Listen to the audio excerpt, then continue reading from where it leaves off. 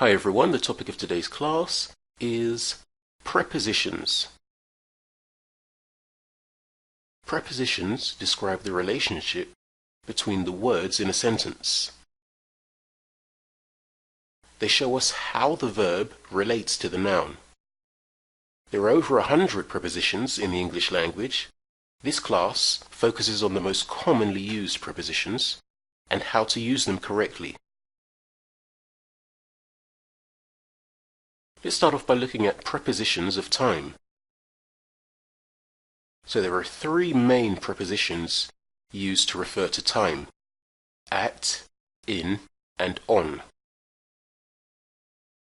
So we use at for precise time. For example, at 7 p.m. We use in to refer to months, years, centuries, and long periods. For example, in April, in 2010, in the summer. Use on for days and dates. For example, on Wednesday, or on May 20th, 2015.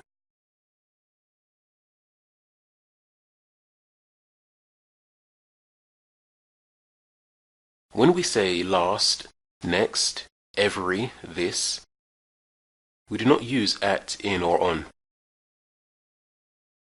Here are some more examples of some phrases using these prepositions. So for at, we can say at night, at the weekend, at Christmas, at the same time, and at present. For in, we can say in the morning or mornings, in the afternoon, again in plural as well, and in the evening. And for on, we can say on Tuesday morning, on the weekend, and on a weekday. Notice the difference here between in the morning and on Tuesday morning. So for prepositions of place, again we can use the same prepositions to refer to place. And these are the guidelines of how to use them, starting with in. Use in for enclosed spaces and geographical areas. So you could say, for example, there are 2 chairs in your room. Use at for buildings, addresses, and in some expressions, such as at home. He is at the hospital. Use on for surfaces and streets. So you can say, there are 2 books on your table in your room, the table being a surface.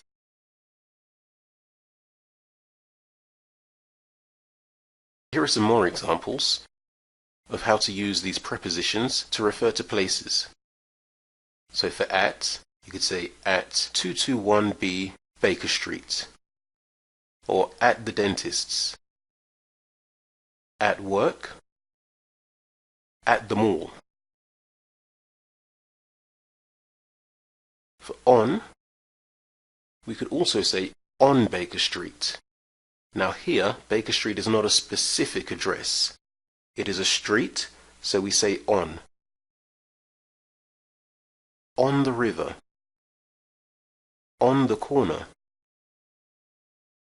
On the left or on the right. And for in London, in Central Park, in the bus station, in the car. Notice that at the mall is highlighted because we could also say in the mall.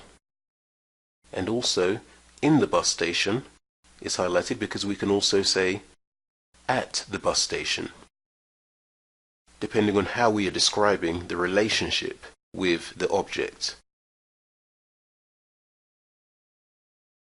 So here are some more prepositions, starting with of. Of is used to mean belonging to, relating to, or connected with. Don't touch it. That's the bag of my friend's sister. I always dreamed of being rich and famous. It's also used to indicate reference. I got married in the summer of 2000. This is a picture of my family. And it can be used to indicate an amount or number. I drank 3 cups of milk. A large number of people gathered to protest. And now the uses of for. For is used to indicate the use of something. This place is for exhibitions and shows. I baked a cake for your birthday. It's also used to mean because of. I'm so happy for you. We feel deeply sorry for your loss. Another use is for indicating time or duration. He's been famous for many decades. I attended the university for 1 year only. And the uses of to. To is used to indicate the place, person, or thing that someone or something moves towards, or the direction of something.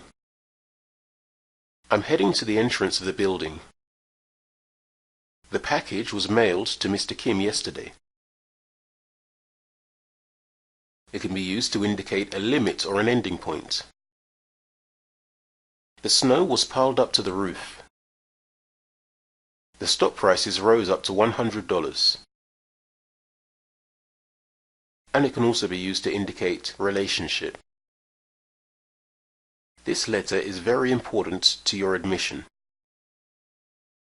My answer to your question is in this envelope. Here are some more of the most common prepositions. First of all, by, to show who created something or how a journey was completed. For example, a play written by Shakespeare. He came by boat. With, to mention a person involved in something. I agree with Daniel. After, to try to get information about a person. I'm asking after Mr. John. About, to mean concerning a particular thing. We began to learn about the English language. So here is a table that covers some of the main ways in which you can use the prepositions and which verbs they can follow.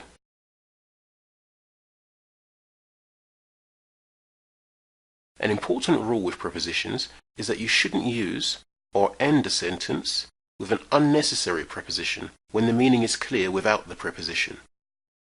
Sentences may end with necessary prepositions. Let's look at some examples.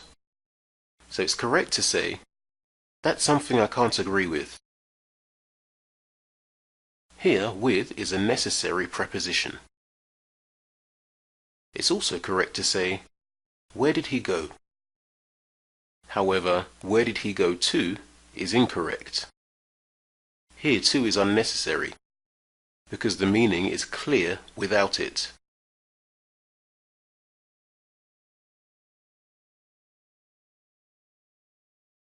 Another rule is not to follow like with a subject and verb, because prepositions are followed only by nouns that act as the object of the preposition. Use as if, or as though, instead of like, when a subject and verb follow.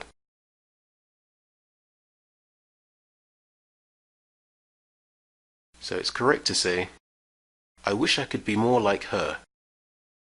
It would be incorrect to say, it doesn't look like she'll show up for dinner. The correct way to say this sentence is, it doesn't look as if or as though she'll show up for dinner.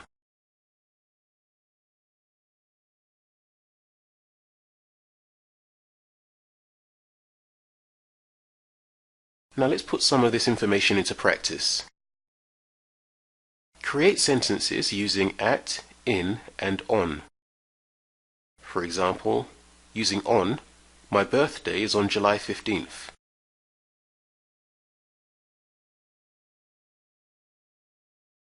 Complete each sentence using the correct preposition of time.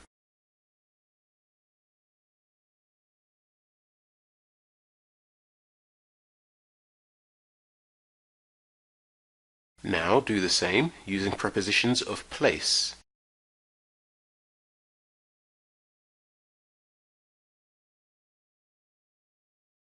Choose the best preposition from the options to complete each sentence.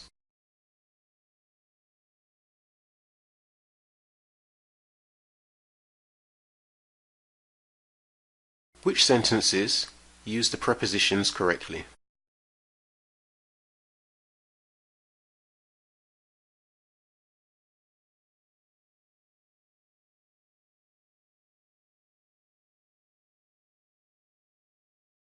Here is a more complete list of some of the prepositions in the English language.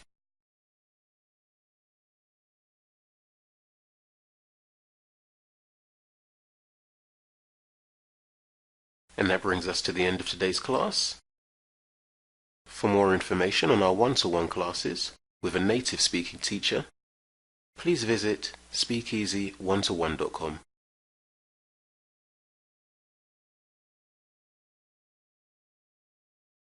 Thanks for watching.